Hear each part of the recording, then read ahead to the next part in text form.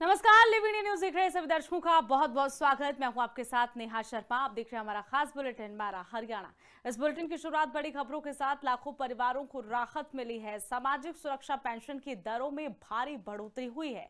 बुजुर्गों, विधवाओं और दिव्यांगों के लिए लाभ होगा। बुढ़ापा पेंशन अब 3,000 से बढ़ाकर 3,200 रुपए प्रति महीने मिलेगी, यानी कि हर महीने अब 3,200 पेंशन मिलेगी। सीएम नायब सिंह सैनी ने जारी की है आधिकारिक आदेश, उनकी तरफ से जारी कर दिए गए हैं। 1 नवंबर 2025 से लागू मानी जाएगी नई दरें, यानी कि 1 नवंबर से नई दरें लागू मानी जाएगी। विपक्ष ने सवाल भी उठाए हैं। सत्र से पहले सियासी हलचल तेज नजर आई।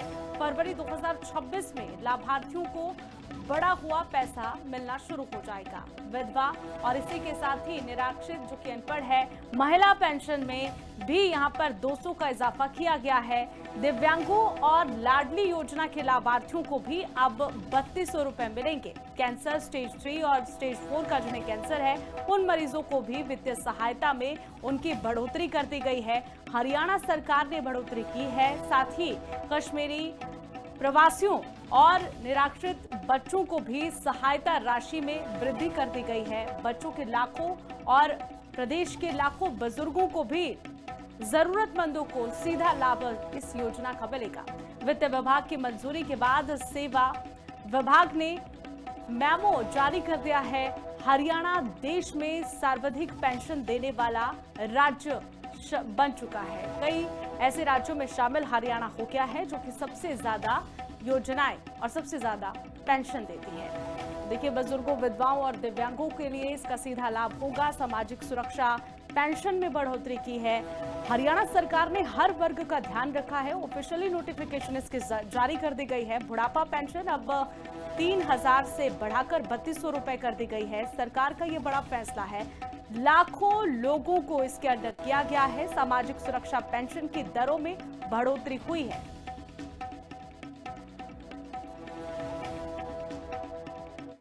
तो चलिए अब जान लेते हैं सीएम नायब सिंह सैनी का दौरा कहां रहने वाला है। आज फरीदाबाद दौरे पर है सीएम नायब सिंह सैनी। सूरजकुंड में अहम बैठकों में शामिल होंगे। इसी के साथ ही आपको बता दें कि अंतर्राष्ट्रीय स्तर की बैठक में 20 देशों के डेलीगेशंस आज मौजूद रहेंगे। सीएम नायब सिंह सैनी विदेशी प्रतिनिधियों के साथ भी सीधी मुलाकात करेंगे। विकास परियोजनाओं पर विस्तृत चर्चा आज होगी। हरियाणा में औद्योगिक निवेश बढ़ाने पर फोकस रहेगा। साथ ही आपको बता दें कि इसमें व्यापारिक संभावनाओं को लेकर भी मंथन आज किया जाएगा। मैन्युफैक्चरिंग और स्टार्टअप सेक्टर पर भी विशेष जोर हरियाणा सरकार देगी। इंफ्रास्ट्रक्चर और निर्माण बढ़ाने पर भी, निर्यात बढ़ाने पर भी विचार विमर्श किया जा रहा है। मुख्यमंत्री ने निवेश अनुकूल नीतियों को यहां पर सरकार का लक्ष्य है, इसकी जानकारी दी गई है। विशेष आकर्षक इसे बनाने की योजना है हरियाणा सरकार की। हरियाणा के मुख्यमंत्री नायब सिंह सैनी के कई कार्यक्रम हैं। आज फरीदाबाद के बाद दिल्ली दौरे पर सीएम नायब सिंह सैनी रहेंगे।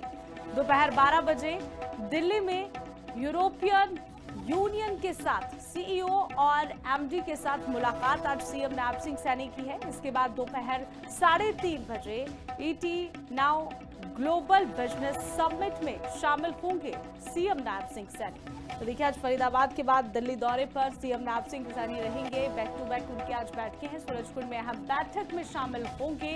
कई डेलीगेशंस के साथ मुलाकात करेंगे। आज फरीदाबाद दौरे पर है सीएम नायब सिंह सैनी। फरीदाबाद के बाद सीधा दिल्ली का रुख करेंगे नायब सिंह सैनी।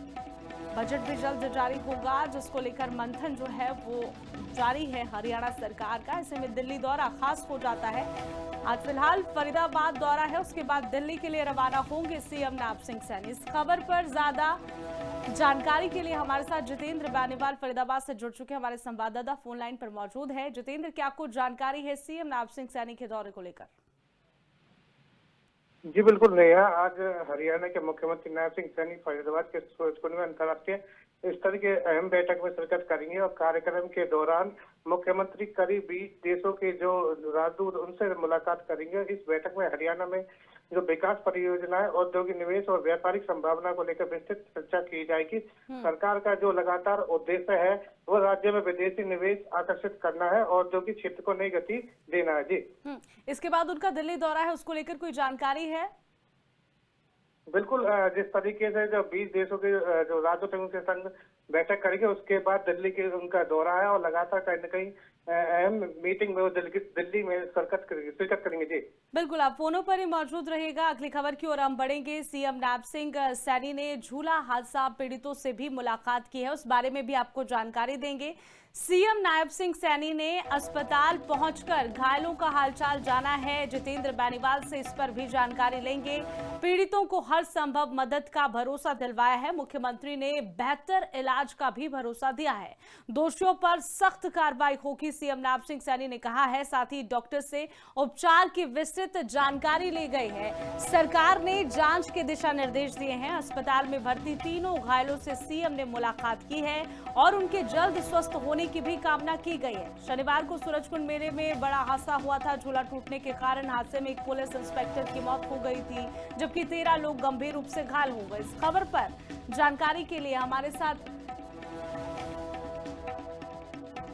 हम जोड़ेंगे। फरीदाबाद से ये तस्वीरें भी आपको दिखा रहे हैं। घायलों का इलाज चल रहा है अस्पताल में। सीएम नैब सिंह सैनी उनसे मिलने के लिए पहुंचे हैं। ये तस्वीरें दिखा रहे हैं। पीड़ितों को हर संभव मदद का भरोसा, आश्वासन दिया गया है कि हर संभव मदद हरियाणा सरकार की तरफ से की जाएगी। सीएम नैब सिंह सैनी ने अस्पताल परिसर में पहुंचकर मुलाकात की।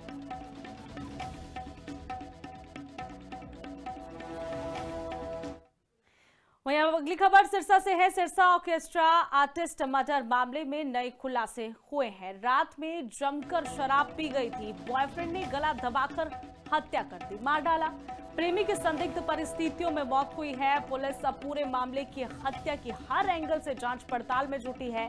बेड पर पड़ा मिला था सिमरन का शव। मकान के ऊपर कमरे में रहने वाली 2 युवतियों सुबह नीचे आई तो यहां पर ऑर्केस्ट्रा संचालक को सूचना दी गई। दोनों युवतियों की तरफ से शहर के फौजी चौक के पास स्थित किराए के मकान में ऑर्केस्ट्रा सिमरन और साथ ही जींद के गांव ढाणी रामगढ़ निवासी सुनील की संदिग्ध परिस्थितियों में मौत हो गई।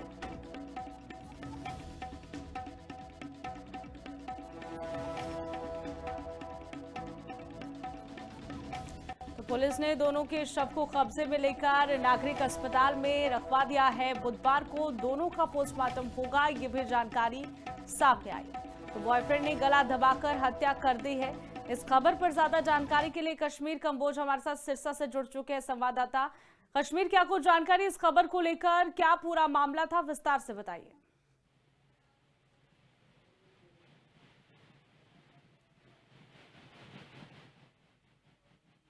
आप हमें सुन पा रहे हैं कश्मीर? हो सकता है कोई टेक्निकल प्रॉब्लम है जिस वजह से हमारे साथ नहीं जुड़ पा रहे। खैर, बड़ी खबर है सिरसा से। रात में जमकर शराब पी गई थी, उसके बाद प्रेमिका को मार डाला। प्रेमी की संदिग्ध परिस्थितियों में मौत हुई, गला दबाकर हत्या की गई है, ये जानकारी सामने आई है। फिलहाल पुलिस इस पूरे मामले की जांच पड़ताल में जुटी है। हर एंगल से जांच पड़ताल की जा रही है इस पूरी घटनाक्रम की। रात में शराब पी गई, शराब के नशे में बॉयफ्रेंड ने गला दबाकर अपनी गर्लफ्रेंड को मार डाला। वहीं आपको बता दें कि प्रेमी की संदिग्ध परिस्थितियों में मौत हो गई है। अब पुलिस इस पूरे मामले की जांच पड़ताल में जुटी है।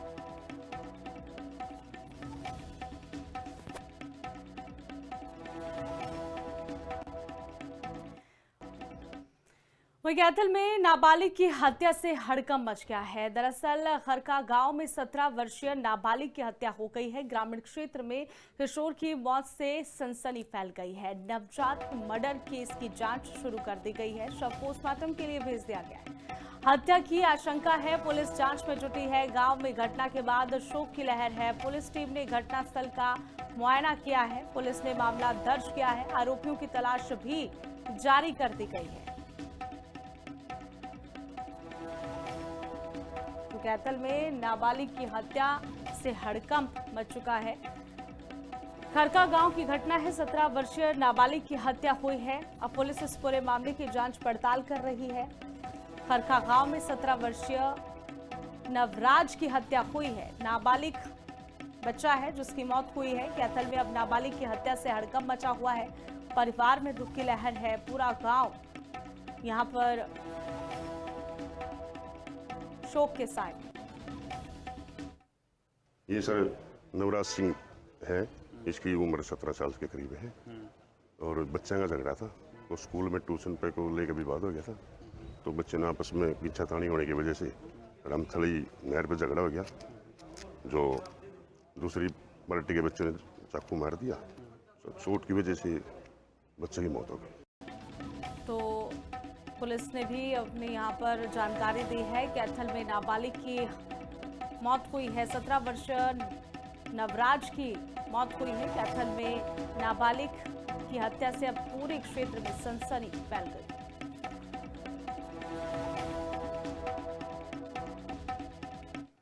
वहीं अब खबर फरीदाबाद से है। फरीदाबाद के सूरजकुंड मेले में पहुंचे पंजाबी सिंगर अशोक मस्ती। खूब वहां पर गाने गाए गए हैं। सिंगर अशोक मस्ती ने शानदार प्रस्तुति से समा बांध दिया।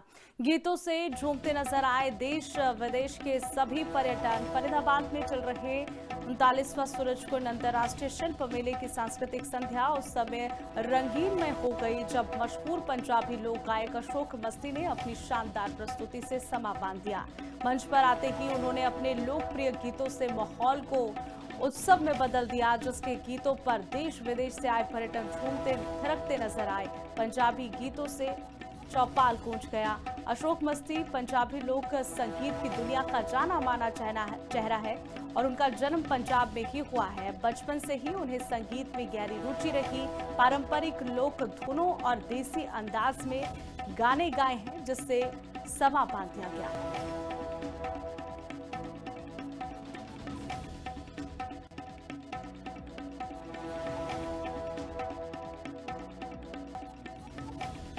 तो सिंगर अशोक मस्ती ने शानदार प्रस्तुति दी है। तस्वीरें भी सामने आई है। सभी झूमते थिरकते नजर आए हैं, खूब झूमे हैं। सिंगर अशोक मस्ती ने शानदार प्रस्तुति से समा बांध दिया और फरीदाबाद सूरजकुंड मेले में ये तस्वीरें सामने आई है मेले से, जहां पर सिंगर अशोक मस्ती ने शानदार प्रस्तुति से समा बांधा। सिंगर अशोक मस्ती ने शानदार प्रस्तुति दी। खूब थिरके हैं लोग।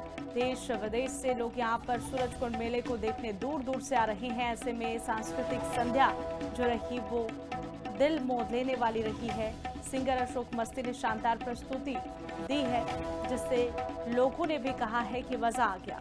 ये तस्वीरें देखिए सामने आई है। तस्वीरों से साफ ये पता चल रहा है कि कितनी रोमांचक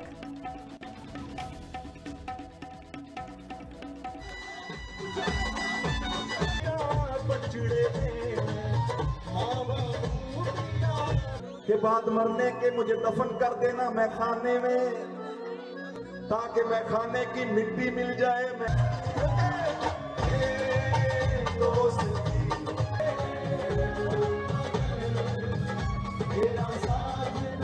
ਤੁਹਾਡੇ ਤੇ ਹਮੇਸ਼ਾ ਕਿਰਪਾ ਕਰਨ ਔਰ ਤੁਸੀਂ ਏਦਾਂ ਹਮੇਸ਼ਾ ਨੱਚਦੇ ਖੇਡਦੇ ਹੱਸਦੇ मस्ती मनाਉਂਦੇ।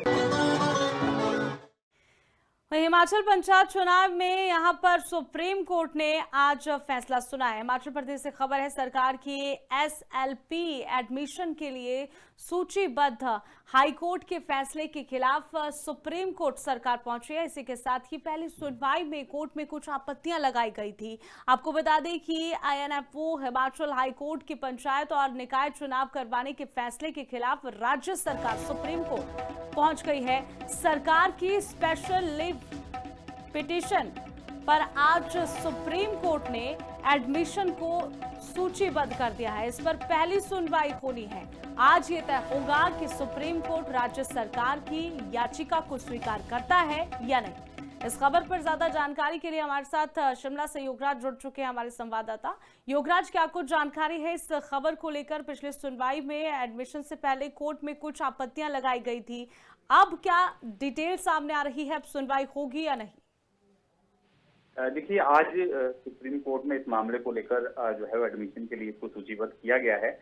यानी आज तय होगा कि क्या ये पिटीशन जो है स्वीकार होगी या नहीं होगी। जहां तक लग रहा है संभावना की कुछ एक त्रुटियां थी उनको दुरुस्त कर दिया गया है। अब इस मामले को लेकर सुनवाई हो सकती है, लेकिन इतना तय है क्योंकि सुप्रीम कोर्ट में ज्यादा वक्त नहीं लगेगा। इसके 2 सुनवाई में इसको लेकर फैसला भी हो सकता है, क्योंकि हाईकोर्ट ने पहले ही साफ तौर पर एक सुप्रीम कोर्ट की ही डिसीजन का हवाला देकर जो है निर्णय लिया है कि हिमाचल प्रदेश में 30 अप्रैल से पहले चुनाव सरकार कराए। तो ऐसे में सुप्रीम कोर्ट में 1 या 2 सुनवाई में इस मामले को लेकर जो है फैसला आ जाएगा हाईकोर्ट ने 30 अप्रैल 2026 से पहले हिमाचल प्रदेश में नगर निकाय और पंचायत चुनाव करवाने के निर्देश दिए हैं। सरकार हालांकि चुनाव को टालना चाह रही है और डिजास्टर एक्ट का हवाला दिया जा रहा है कि डिजास्टर एक्ट हिमाचल प्रदेश में लागू है, ऐसे में चुनाव कराना संभव नहीं है। पुनर्वास के कार्य चल रहे हैं, जो डिजास्टर में लोग इफेक्ट हुए हैं उनको फिर से बचाने का काम चल रहा है, उनको राहत दी जा रही। तो ऐसे में चुनाव जो है अभी नहीं करवाए जा सकते। हालांकि अब मामला सुप्रीम कोर्ट पहुंच गया। अब सुप्रीम कोर्ट पर सभी की नजरें टिकी कि सुप्रीम कोर्ट। चलिए ठीक है युवराज, ठीक है, शुक्रिया जी, शुक्रिया तमाम जानकारी के लिए। तो सरकार ने एसएलपी एडमिशन यहाँ पर हिमाचल पंचायत चुनाव पर एससी में अब सुनवाई होगी, देखना होगा सुनवाई होती है या फिर नहीं। अब बात होगी हरियाणा स्टोरी की। मुख्यमंत्री नायब सिंह सैनी ने गुरुग्राम में मुख्यमंत्री कप 2026 का उद्घाटन किया। उन्होंने 39वें राष्ट्रीय खेलों में हरियाणा के खिलाड़ियों को और उनकी उपलब्धियों को सराहा है और कहा है कि हरियाणा खेलों का पावर हाउस बन गया है। हमारी ये रिपोर्ट देखिए।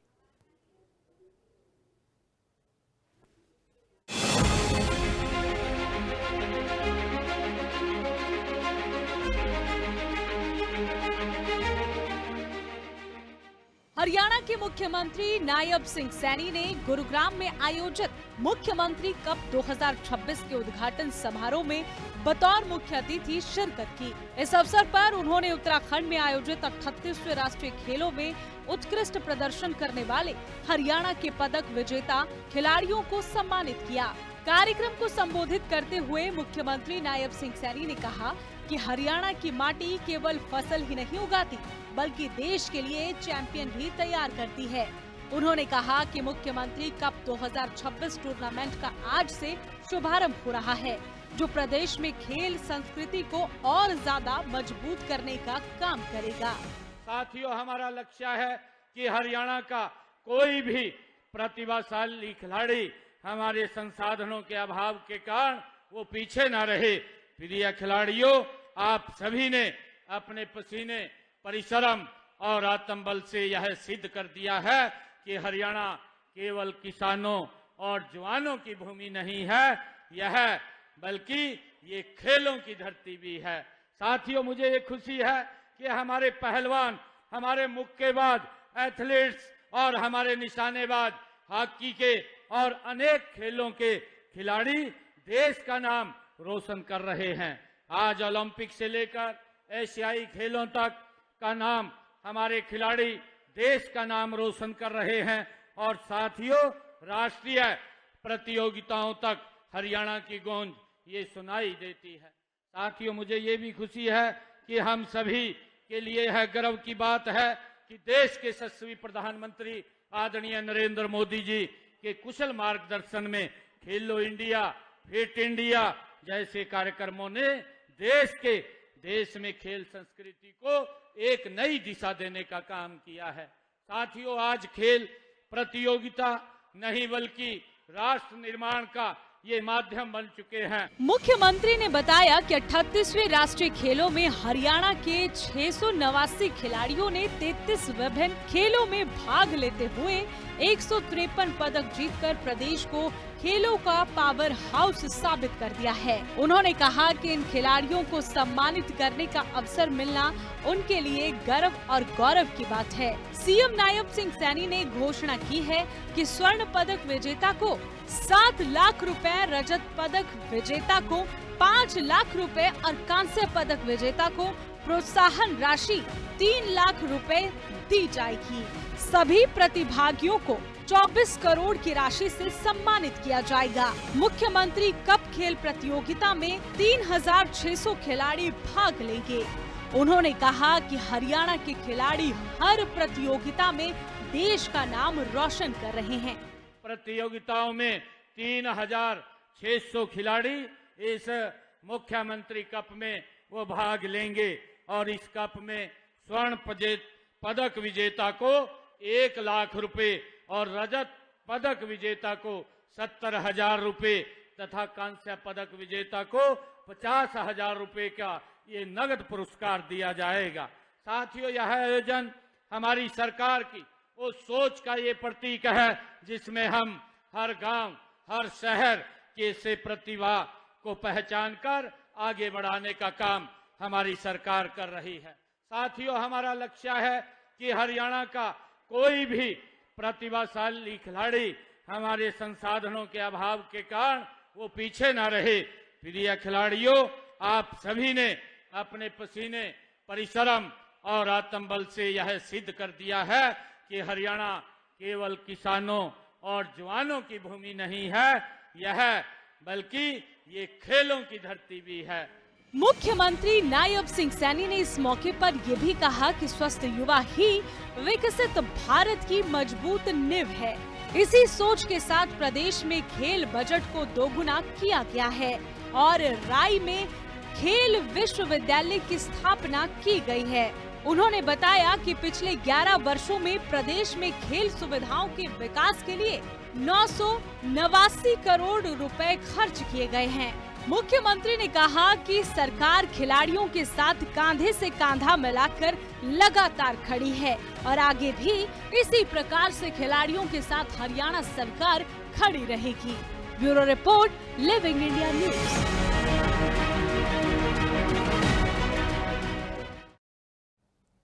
फिलहाल इस बुलेटिन में इतना ही। मुझे दीजिए इजाजत। नमस्कार।